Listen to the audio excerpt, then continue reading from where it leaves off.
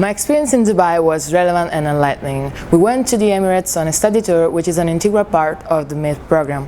What I appreciated the most was visiting the facilities of several leading international auto chains, following a tour inside each structure where team members explained to us into details how they create a unique experience for each guest. We met people in key roles, enabling us to build an important network for our future career. This experience widened my horizons, and for this I'm grateful. Indeed, before this tour, I wasn't very convinced that working in auto was my cup of tea.